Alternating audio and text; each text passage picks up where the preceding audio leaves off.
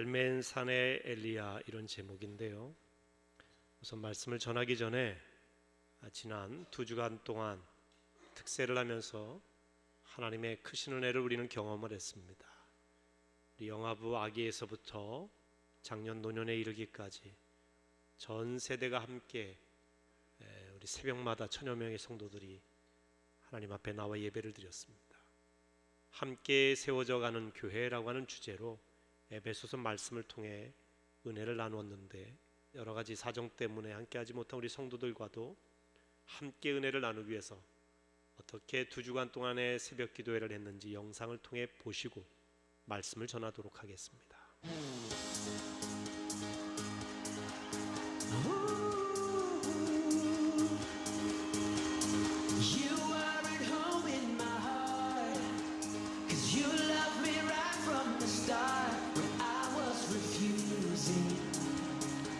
Your love kept pursuing. Now that I've tasted your love, my heart just can't get enough. Jesus, you have me. You have me completely. It's your love in my heart running over. Yeah, every day of my draw closer. Hey! Such a perfect love. Oh, you lift me higher, higher. Lighting up my way. Everything. 우리 안양교회는 지난 80년 동안 참 하나님의 은혜 가운데 온 성도들이 함께 기도하며 함께 성장시켜 왔습니다. 궁극적으로는 하나님의 함께 하시는 은혜입니다. 성령이 함께 하신 능력이지요. 그 가운데 성도들이 함께 해왔기 때문에 여기까지 왔어요. 교회라는 그런 거예요. 함께 하시는 함께. 우리 안양교회가 이번 특별 새벽 기도회를 통해서 새벽 시간에도 세대를 초월해서 모든 세대들이 함께 예배드리고 은혜 받고 기도 받고 함께하는 은혜가 있으시기를 주의 이름으로 축원합니다.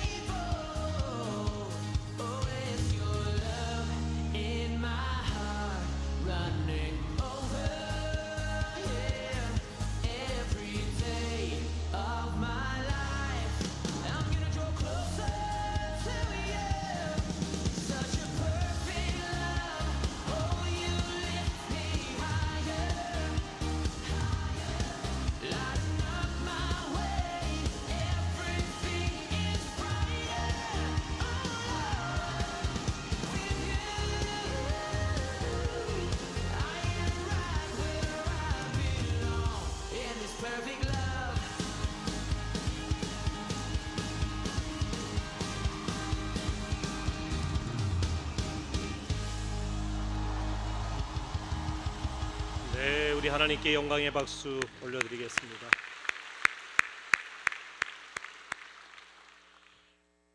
특세는 끝났지만 기도는 계속되어야 합니다. 기도는 영혼의 호흡이기 때문에 하지 않으면 우리가 영적으로 죽은 삶입니다. 기도에는 선택이 없습니다. 호흡하는 게 선택이 아니듯이 우리는 늘 기도함으로 깨어 있어야 됩니다. 예수님께서는 겟세마네 동산에서 십자가를 앞두고 하나님께 기도하실 때에 간절했습니다. 땀방울이 핏방울이 되도록 기도하셨습니다. 제자들이 함께 기도하기를 원하셨습니다. 그런데 잠든 제자들의 모습을 보고 예수님께서 이렇게 말씀하십니다. 너희가 나와 함께 1시간도 이렇게 깨어 있을 수 없더냐. 주님은 우리가 지금도 하루에 1시간 깨어 기도하기를 원하신다고 믿습니다. 기도의 시간의 양만을 말하는 것이 아니라 1시간 기도할 정도로 간절함이 우리 안에 있어야 된다는 이야기입니다. 여러분, 매일 1시간 기도하기를 사모하며 기도의 자리로 나아가시기를 주의 이름으로 축원합니다. 오늘 본문은 엘리야가 갈멜산에서 하나님께 기도하는 가운데 놀라운 응답을 받는 내용입니다. 이 열왕기상 18장의 배경은 갈멜산입니다. 갈멜산은 이스라엘의 이 서편에 있는 지역으로 지중해 연안입니다. 이 갈멜산에서 2가지 큰 사건이 이 열왕기상 18장에 기록되어 있습니다. 한 가지 사건은 열왕기상 18장 20절에서 40절에 나와 있는 엘리야와 이방 선지자의 대결입니다. 누가 진짜 신인지 가리기 위해서 이방 선지자 850명과 엘리야 한 명의 선지자와 대결을 펼치는데, 이 대결에서 엘리야가 승리합니다. 그리고 오늘 본문 말씀 열왕기상 18장 41절에 46절에 보면 갈멜산 꼭대기로 올라가서 간절히 기도한 이 엘리야의 기도를 들으시고 하나님께서 3년 6개월 동안 비 내리지 않던 이스라엘 땅에 비를 주신 사건이 나옵니다. 이 두 가지 사건에 대해서 알기 위해서는 이 사건이 일어나게 된 배경부터 알아야 됩니다. 이 엘리야가 활동하던 시대는 이스라엘의 아합 왕이 통치하던 그런 시대입니다. 아합 왕은 이스라엘의 왕들 중에서도 가장 악한 왕으로 정평이 나 있는 그런 사람입니다. 열왕기상 16장 30절에서 33절까지의 말씀을 함께 읽어보도록 하겠습니다.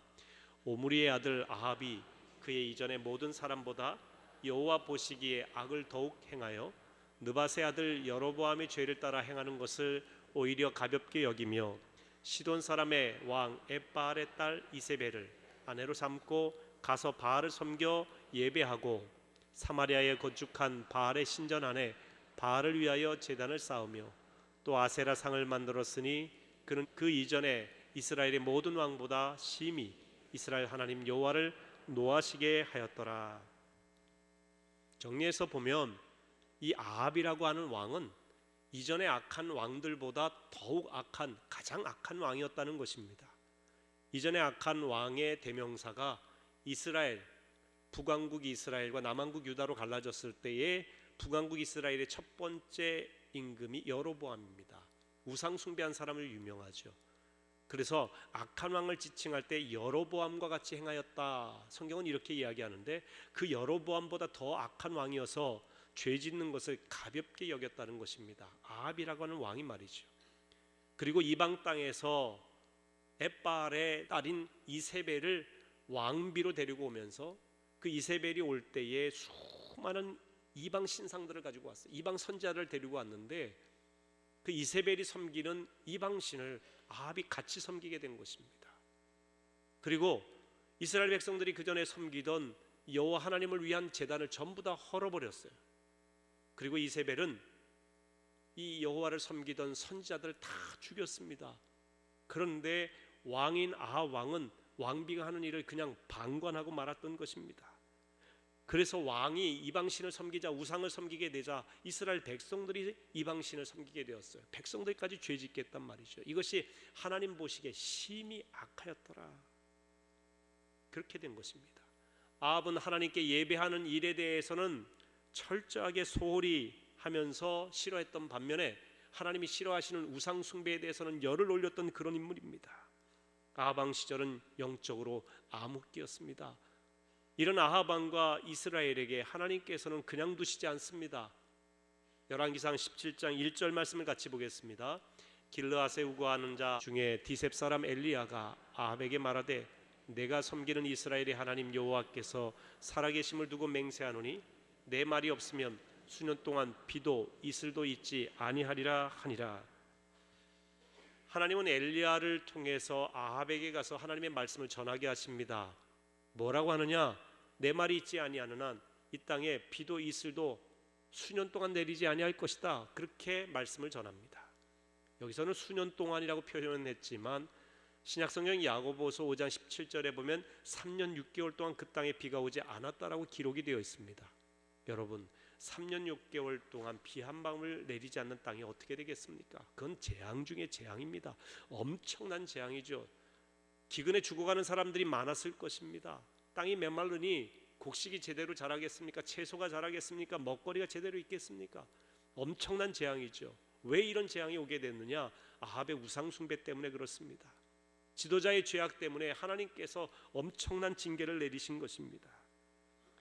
그런데 이 하나님의 말씀을 엘리야라고 하는 선지자를 통해 전하게 하시는데 이 엘리야라는 선지자는 디셉 사람이라고 되어 있습니다.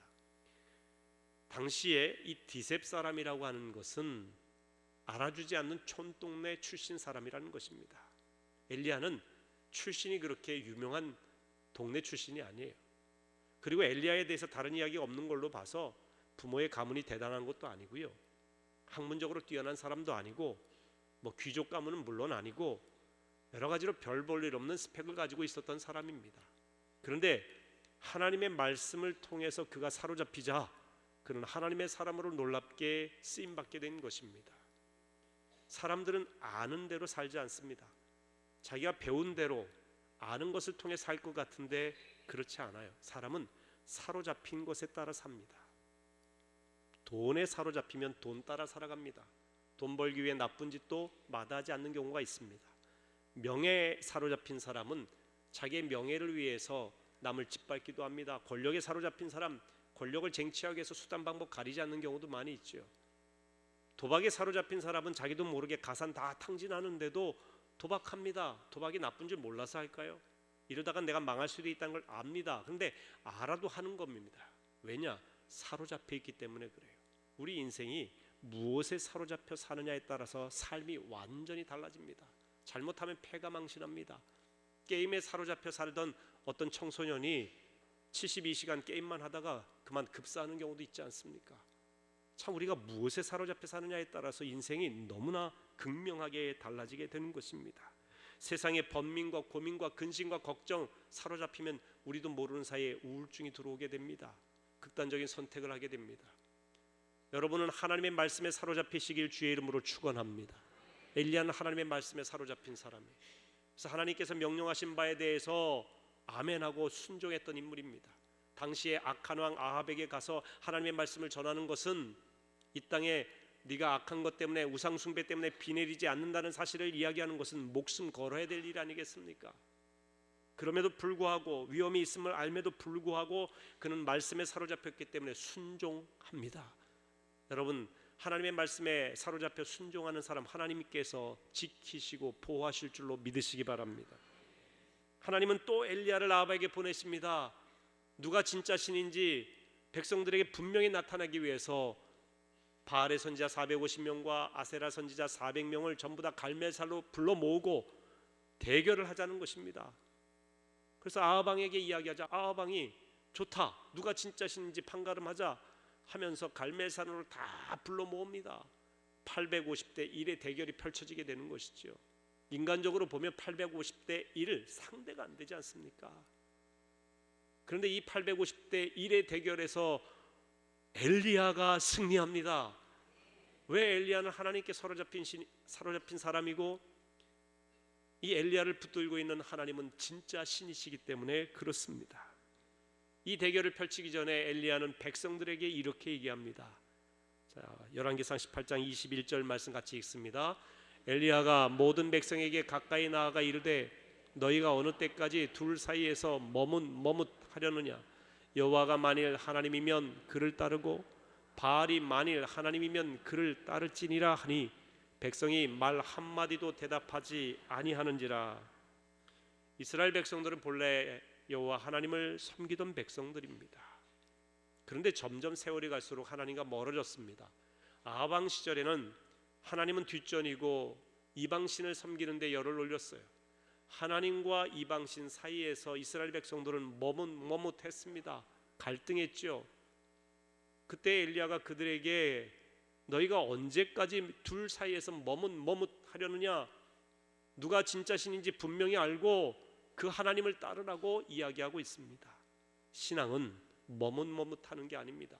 신앙은 결단입니다. 하나님이 진짜 하나님이심을 믿고 따르는 것입니다. 예수님을 나의 주인 삼고 따르기로 결단하는 것이지요. 성령님의 인도하심, 말씀하심이면 내 생각을 접어두고 성령을 따르기로 결단하는 것입니다. 하나님 앞에 기도하기로 결단하셔야 됩니다. 말씀을 들을 때에 기도가 좋은 줄 압니다. 세상에서 사랑하며 사는 것이 좋다는 거 압니다. 하나님 앞에 예배하며 신령과 진정으로 예배드리는 삶이 귀하다는 것을 압니다. 가정 예배도 드려야 된다는 걸 알고 입술로 감사하고 물질로도 감사하고 살부로 감사해야 된다는 거 압니다. 여러분 몰라서 그렇게 사는 것이 아닙니다. 결단하지 않기 때문입니다. 머뭇합니다. 내가 이것을 하려고 결단하려고 하다 보니 내 삶에 손해나는 일이 있어요. 시간적인 손해도 있습니다. 또 생활의 나의 즐거움을 다 맛보지 못하는 그런 삶의 손해를 입는 것 같은 그런 생각 속에서 머뭇머뭇합니다. 직장에서 내가 예수 믿는다는 사실을 나타내고 주님 뜻대로 살기에는 손해볼 일이 많을 것 같아요. 머뭇머뭇해요. 그래서 누구를 따르는 게 내게 유익이 있을까? 우리가 갈등하는 경우가 있죠. 여러분, 신앙은 결단이에요. 우리가 할 수 있어서가 아니라 결단할 때 하나님께서 할 수 있는 힘을 주십니다. 그래서 이스라엘 백성들에게 언제까지 머뭇머뭇하려느냐? 결단하라고 하는 말씀입니다. 머뭇거리고 있는 백성들에게 여호와 하나님이 진정한 하나님이심을 엘리야는 보여주고자 했던 것입니다. 그래서 850대 1로 이방 신을 섬기는 선지자들과 대결을 하는 것이죠. 대결 방법은 불로 응답하는 신이 진짜라는 것입니다. 그래서 먼저 이방 선지자들이 등장을 하는데 나무를 쫙 쌓아놓고 그 위에 송아지를 올려놓습니다. 그리고 불을 붙이지 않은 상태에서 그들이 신의 이름을 부를 때 신이 하늘로부터 불을 내려서 이 제단에 올려놓은 제물 송아지를 불로 태우면 그 신이 진짜 신이라는 거예요. 먼저 이방 선지자들이 제단 주변을 돌면서 그들의 신의 이름을 부릅니다. 그들의 신은 바알 신입니다. 여러분, 바알 신은요, 풍요의 신이고 물질의 신이고 토지의 신입니다. 가축의 신이에요. 모든 물질을 대표하는 만몬 신을 의미합니다. 만몬 신. 그리고 그의 부인이라고 할 수 있는 아세라 신은 풍요와 다산의 신이에요. 다산. 아이들을 많이 낳게 합니다. 그래서 과거에 이 이방 신을 섬기던 바알이나 아세라 만들어 놓은 신상을 보면 이 가슴이 여러 개 달린 그런 신상들을 많이 만들어 놔요. 그래서 그 밑에 엎드리기만 하면 물질적으로 풍요하고 너에게 토지도 주고 과실도 주고 농사도 잘 되게 하고 잘 먹고 잘 살 수 있게 해준다고 하는 신이 바알과 아세라 신입니다. 그 이방 신들이 판치고 있던 시대예요. 물질이 우상이 되던 시대입니다. 그 이방 선지자들이 제단 주위를 돌면서 그들의 신을 불렀지만 응답하지 않습니다. 더 큰 목소리로 제단을 돌면서 뛰면서 해도 응답하지 않습니다. 엘리야가 이렇게 얘기합니다. 너희 신이 졸고 있나 보다. 더 크게 한번 소리 질러 봐라. 더 큰 소리로, 심지어 칼로 그들의 몸을 피를 내가면서 상처를 내가면서 신을 불렀지만 아침부터 늦은 시간까지 그들이 불러도 응답하지 않습니다. 당연하죠. 죽은 신은 힘이 없어요. 우상에겐 힘이 없는 것입니다. 이번에는 엘리야가 등장을 합니다. 엘리야가 이방 선지자들처럼 나무 위에 송아지를 올려놓는 것은 똑같지만 그런데 그 위에 물을 부으라고 하는 겁니다. 잔뜩 물을 붓고 도랑까지 물이 가득하도록, 그래서 그 제단 주변이 다 물로 그득하도록 하는 거예요. 하늘에서 불이 내리려면 물이 있어서는 안 되잖아요. 그런데 물을 다 가득 붓게 합니다. 그리고 난 다음에 엘리야 선지자가 하늘을 향해 하나님께 기도합니다. 열왕기상 18장 37절 38절입니다. 여호와여, 내게 응답하옵소서. 내게 응답하옵소서.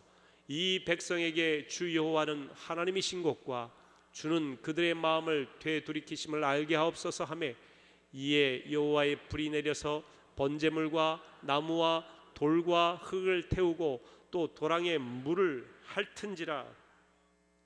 엘리야가 여호와여 내게 응답하소서, 응답하소서 간절히 부르짖어 기도하자 하늘에서 불이 내렸습니다. 근데 그 불이 얼마나 강력했던지 재물을 태울 뿐만 아니라 주변에 있는 도랑의 물까지 다 핥아버렸다. 깨끗하게 말려버렸다는 거예요. 강력한 불이 임한 것이죠. 그러자 이스라엘 백성들이 이렇게 말합니다. 여호와 그는 하나님이시로다. 여호와 그는 하나님이시로다. 여호와 하나님이, 엘리야가 말한 그 하나님이 진짜 하나님이시라는 것을 이스라엘 백성들이 목격하게 된 것입니다. 그리고 아세라와 바알 선지자들을 다 그 자리에서 몰살시키고 맙니다. 우상 숭배하던 자들의 최후입니다. 근데 여기서 우리가 주목해야 될 것 중에 하나가 엘리야가 승리하게 된 이유가 무엇인가라는 것입니다. 열왕기상 18장 30절 31절 말씀을 같이 보겠습니다. 엘리야가 모든 백성을 향하여 이르되 내게로 가까이 오라. 백성이 다 그에게 가까이 가매 그가 무너진 여호와의 제단을 수축하되 야곱의 아들들의 지파의 수요를 따라 엘리야가 돌 12개를 취하니 이 야곱은 옛적에 여호와의 말씀이 임하여 이르시기를 내 이름을 이스라엘이라 하리라 하신 자더라. 여기 보시면요, 무너진 여호와의 제단을 수축했다라고 하는 표현이 나옵니다. 이것은 예배를 회복시켰다는 말입니다. 이방 선지자들이 판치면서 이방 제단이 여러 곳에 세워지면서 여호와의 제단이 무너졌어요. 하나님을 예배하는 제단이 무너졌습니다. 하나님께 드리는 예배가 무너졌다는 이야기예요. 엘리야는 하나님 앞에 불을 간구하기 전에 제단을 수축했습니다. 다시 말하면 이스라엘 백성들 앞에서 하나님께 예배드리는 것이 우선이라고 하는 것을 보여주는 것입니다. 사랑하는 성도 여러분, 우리 인생이 무너져 내리는 이유가 뭔지 아십니까? 여호와 하나님 앞에 예배드려야 될 그 제단이 무너졌기 때문입니다. 하나님을 여러분 인생의 중심으로 삼지 않기 때문입니다. 우리가 하나님 앞에 예배자 되면, 하나님을 인정하면 온 우주 만물의 창조주이시요 통치자이신 그 하나님이 여러분을 지키십니다. 예배가 우리의 삶의 중심이 되어야 돼요. 예배란 삶의 우선순위가 하나님이시라는 것을 인정하는 것을 말합니다. 단지 주일 이 예배 시간에 오셔서 이 예배 시간에만 참석하는 것이 예배드리는 것이 아닙니다. 이제 여러분 예배 마치고 교회 문 밖을 나갈 때부터 여러분 삶의 자리에서 하나님을 경외하며 높이며 영광 돌리며 그 이름이 영화롭게 하는 예배자로 살아가야 되는 것입니다. 우리의 삶의 모든 순간에 하나님을 우선순위로 삼는 것이 예배입니다. 물질이 우리를 책임져 주지 못합니다. 온 우주 만물의 통치자여 주관자이신 하나님께서 우리 인생을 책임지시는 것입니다. 하나님을 예배하는 예배의 제단이 다시 세워지기를 주의 이름으로 축원합니다. 여러분 예배가 회복되어야 됩니다. 주일 예배 물론입니다. 바알과 아세라를 섬기는 것은 곧 물질을 우상으로 섬기는 그런 삶의 자세를 말합니다. 우리가 교회 나오면서도 진정으로 섬기는 것은 바알과 아세라가 될 수 있어요. 하나님을 물질의 신으로 착각하지 마십시오. 하나님께 기도해서 내 욕망을 채워주는 그런 통로로 삼지 마십시오. 하나님은 하나님이십니다. 하나님을 통해서 우리가 무엇인가 얻고자 하는 자세는 가장 하나님 앞에 불경건한 모습이에요. 우리가 얻고자 하는 그것이 우상이 되는 것입니다. 예배가 회복되어야 됩니다. 주일 예배가 회복되어야 됩니다. 여러분의 가정 예배가 회복되시길 주의 이름으로 축원합니다. 요즘 여러분 금수저 예배라고 들어보셨어요? 금수저.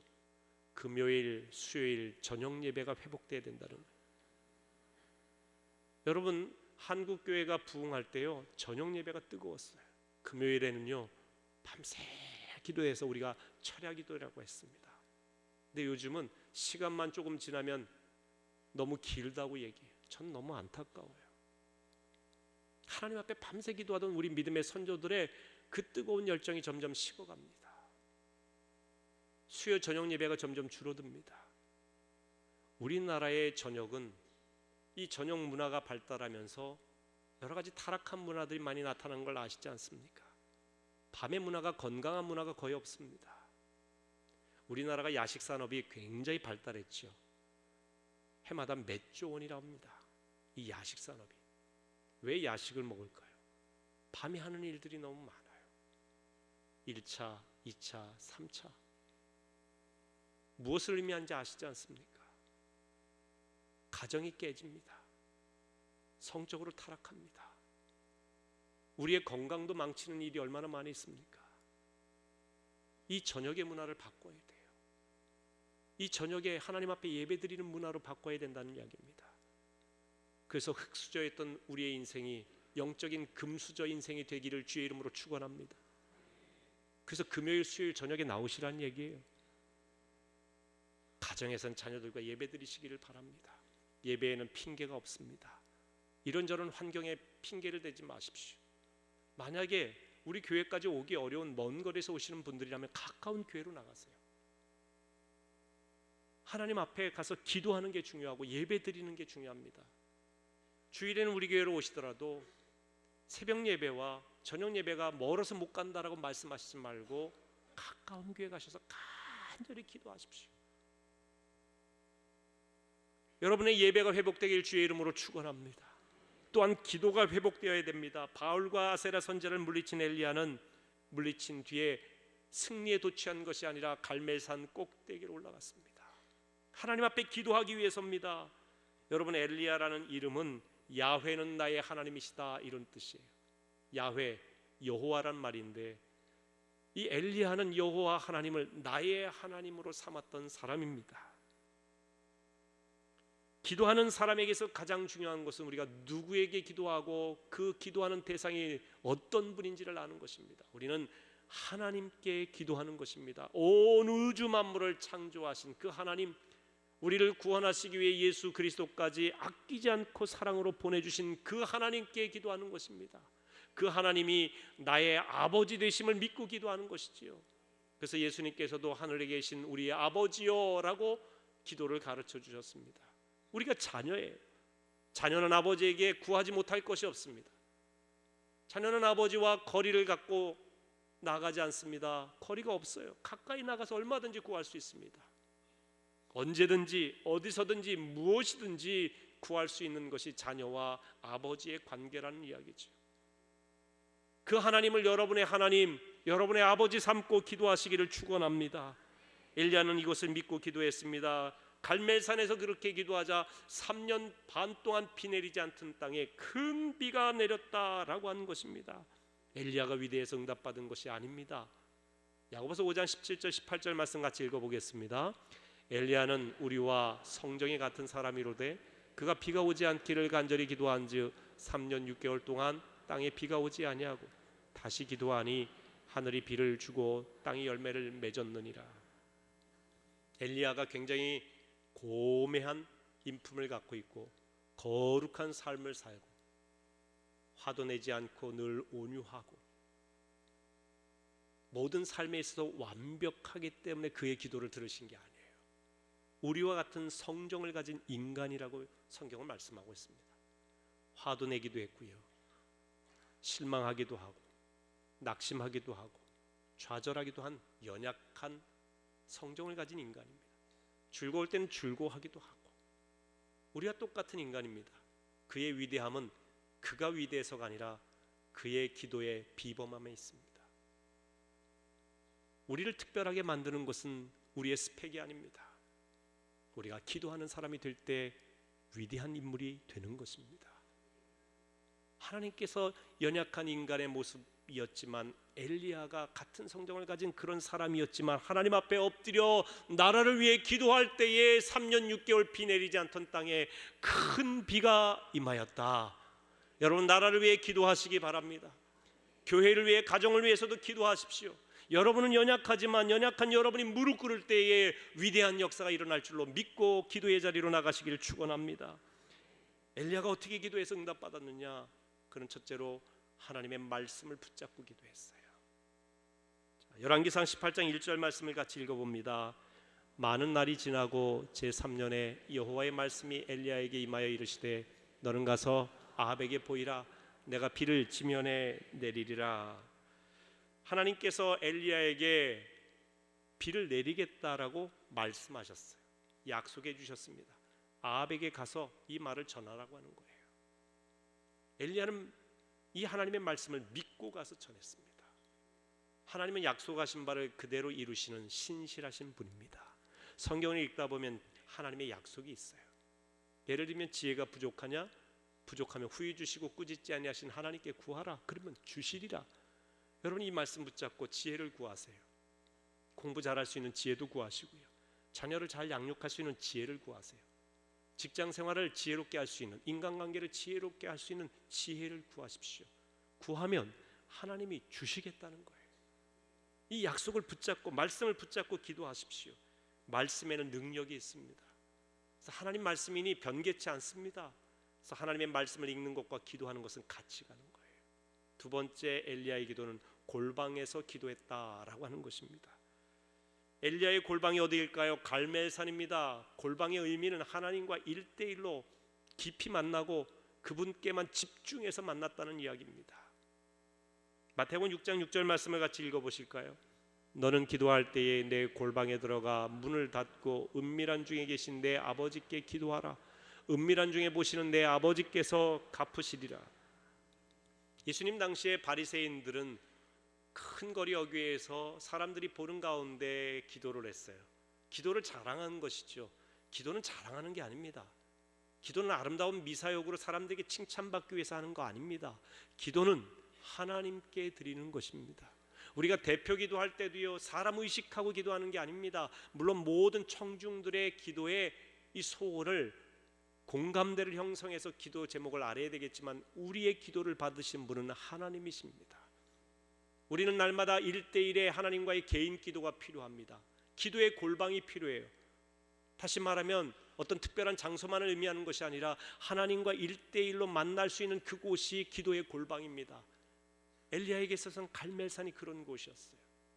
여러분, 하나님과 깊어지시기를 바랍니다. 1대1로 깊이 만나세요. 여러 명이 한꺼번에 이야기할 때는요, 깊은 얘기가 어렵지만 1대1로 만났을 때는 얼마나 깊은 얘기가 오고 가겠습니까? 하나님과 깊어지면 인생에 흔들림이 없습니다. 깊은데 우리가 뿌리를 내리는 것입니다. 깊은 물에 그물을 던질 때 고기를 건져 올리게 되지 않았습니까? 하나님과 깊이 만나세요. 1시간 기도하며 그분과 1대1로 대화해 보세요. 여러분의 간절한 기도 제목이 하나님의 은혜 가운데 어떻게 응답되는지 한번 그 역사를 경험해 보시기를 바랍니다. 하나님 앞에 깊이 만나는 그 시간에는요, 휴대폰 갖고 가지 마세요. 기도하고 있는데 우웅하고 울리면서 기도실에서 기도받으면서 나 기도 중이야, 좀 이따 해. 기도 끊겨요. 기도에는 집중력이 필요해요. 그래서 세 번째, 엘리야가 어떻게 기도했느냐? 전심전력해서 기도했다는 거예요. 오늘 말씀 18장 42절 후반부에 보면은 땅에 꿇어 엎드려 그의 얼굴을 무릎 사이에 넣고 엘리야가 기도했다, 그렇게 돼 있어요. 땅에 엎드려서 그의 얼굴을 무릎 사이에 넣고 간절히 하나님 앞에 엎드려 전심전력해서 기도했다는 거예요. 여러분, 기도에 있어서 가장 중요한 우리의 자세는 간절함입니다. 간절히, 우리가 왜 주여 하고 간절히 부르짖어 기도하겠어요? 간절함 때문에. 너희는 내게 부르짖으라고 돼 있어요. 간절히 기도하라는 것입니다. 성경에서 엘리야 이상으로 간절히 기도했던 인물이 한나라고 하는 여인이죠. 사무엘의 어머니. 아들이 없어서 너무나 분통한 일을 많이 당했던 이 한나는 성전에 올라가 하나님 앞에 기도합니다. 그런데 그의 기도가 얼마나 간절했는지 마치 술 취한 여인이 흔들린 것처럼 그렇게 보였어요. 그래서 영안이 어두웠던 당시에 엘리라고 하는 제사장이 너는 어떻게 성전에 올라면서 술을 먹었느냐 호통을 칩니다. 그러자 제가 술 취한 것이 아니라 마음의 간절함 때문에, 아이 없는 그 일로 인하여 너무나 마음이 간절함 때문에 기도하다 보니 그렇게 되었습니다. 그러자 엘리가 평안히 가라, 하나님의 응답이 있을지어다. 그러자 그 말을 믿고 평안히 갔다는 거예요. 여러분, 주의 종이 자기의 사정도 제대로 알아주지도 못하고 기도하는 여인 보고 술 취한 여인이라고 그렇게 이야기를 했어요. 그런데 그런 목회자에게 여러분 어떻게 대하시겠어요? 내 사정도 모르고 말이에요. 이렇게 영적으로 어두운 주의 종이 있는가? 나 교회 안 나와 하고 삐진 게 아니에요. 여러분, 삐지지 마세요. 본인 손해예요. 그런데 주의 종이 잘못 알아보고 술 취한 여인처럼 책망했는데 내 사정도 알아주지 못한다고 해서 삐진 게 아니라 자기의 사정을 그대로 이야기하자 이 제사장이 아마 영혼 없는 대답이었을 수도 있고 형식적인 대답일 수도 있습니다. 평안히 가라, 하나님이 내 기도에 응답하시리라. 근데 그걸 믿었다는 거예요. 주의 종의 입술에서 나오는 이야기를 믿었어요. 사무엘이 생기지 않습니까? 다윗에게 기름 부은 사무엘 선지자, 그가 한나의 아들 아닙니까? 미국의 뉴욕에서 목회하시는 태버너클 교회 짐 심발람 목사님은 이 한나의 간절한 기도에서 이렇게 이야기를 합니다. 한나는 단순히 기도만 한 것이 아니라 하나님께 영혼을 쏟아냈다. 바로 이것이 우리에게 필요한 자세다. 이런 기도를 배울 수 있는 유일한 길은 직접 해보는 것이다. 기도의 깊은 비밀은 오직 하나님과 함께하는 시간을 통해서만 배울 수 있다. 온 세상 모든 교회가 일주일에 하루씩, 최소한 한 달에 하루만이라도 만사를 제쳐두고 오로지 기도에만 전념하면 어떨까? 그렇게 되면 하나님이 상상도 할 수 없는 놀라운 응답을 내리시리라. 엘리야는 3년 6개월 동안 비 내리지 않는 이스라엘 땅을 위하여 전심전력해서 한나의 엎드림처럼 간절한 마음으로 나라의 운명이 달린 것처럼 간절한 마음으로 하나님 앞에 엎드려 기도할 때에 하나님께서 그 땅에 비를 내리셨다라는 것입니다. 그의 기도 제목은 구체적이었어요. 막연하고 추상적이지 않았습니다. 비 내리지 않던 이 땅에 비를 내려 이 땅을 살려달라는 기도죠. 한나는 아들을 달라는 기도였습니다. 여러분, 기도가 간절하려면 구체적이어야 돼요. 여러분의 기도 제목을 적어보시면서 그 기도 제목을 놓고 하나하나 기도해 보세요. 간절히 기도하게 됩니다. 나라를 위해서도 얼마나 간절한 구체적인 기도 제목이 많습니까? 마지막 네 번째로 엘리야는 어떻게 기도했느냐? 응답을 믿고 인내하며 기도했다는 것입니다. 엘리야가 갈멜산 꼭대기에 올라가 하나님이 약속하셨기 때문에 그가 엎드려 기도만 하면 비가 확 쏟아질 줄 알았을지도 모릅니다. 그런데 그러지 않았어요. 간절히 기도했는데 사환에게 가서 비 소식이 나면 봐라, 구름 한 점 없습니다. 또 기도했습니다. 또 가서 봐라, 없습니다. 이렇게 하기를 6번 했어요. 낙심할 수도 있잖아요. 하나님이 약속하셨는데 왜 안 주시나? 그러나 하나님 약속이기 때문에 응답을 믿고 또 기도했습니다. 7번째 사환에게 가봐라. 그러자 손만한 작은 구름이 있나이다. 여기서 엘리야는 큰 비를 보게 된 거예요. 손만한 작은 구름이지만 그 배후에 하나님의 역사하심을 보고 이제 왕에게 가서 좀 큰 비를 대비하도록 이야기하라고 했습니다. 그리고 기도하는 가운데 이스라엘 땅에 큰 비가 내리게 된 것입니다. 신앙생활은 기도 생활입니다. 응답이 올 때까지 끝까지 기도하시기를 바랍니다. 선을 행하되 낙심하지 말라고 했습니다. 기도는 선이죠. 기도하되 낙심하지 마세요. 참 묘하게도요, 우리가 마음의 결단을 하고 기도하려고 하면 전에는 전혀 방해가 되지 않던 주변의 방해가 왜 이렇게 많아요?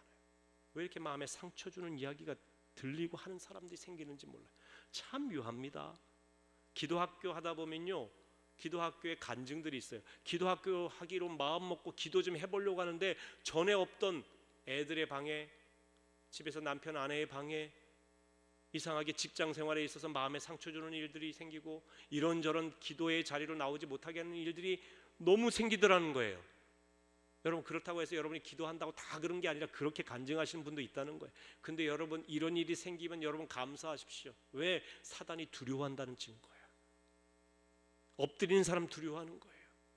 역사가 일어날 그 순간이라는 것입니다. 여러분이 기도의 자리로 나오는 그 순간부터 하나님이 역사하시고 모든 근심과 걱정을 하나님께서 물리쳐 주실 것을 믿고 낙심하지 말고 기도의 자리로 오르시길 주의 이름으로 축원합니다. 갈멜산에 오르십시다. 예배의 갈멜산, 기도의 갈멜산 올라가시기 바랍니다. 예배가 회복되고 기도가 회복되면 여러분 인생이 회복될 것입니다. 갈멜산의 엘리야가 되세요. 기도하는 사람 되시고 예배하는 사람이 되시길 바랍니다. 우리나라를 위해서 여러 가지 걱정이 있으면 그 무엇보다 기도의 자리로 가십시오. 교회와 가정에 여러 가지 어려움이 있으면, 교회 문제가 있으면 손가락질하기 전에 기도의 자리로 가세요. 언론이나 인터넷, 신문이라든지 여러분 이 포털 검색 사이트 보고 교회에 대해서 평가하거나 세상에 이 모든 여론이 다인 것처럼 생각하지 마세요. 우리가 문제와 아픔이 있을 때 기도의 자리로 올라야 됩니다. 하나님께서 기도하는 백성들을 통하여 비 내리지 않던 땅에 비 주신 그 하나님께서 이 땅에 새로운 소망을 쏟아부어 주실 줄로 믿습니다.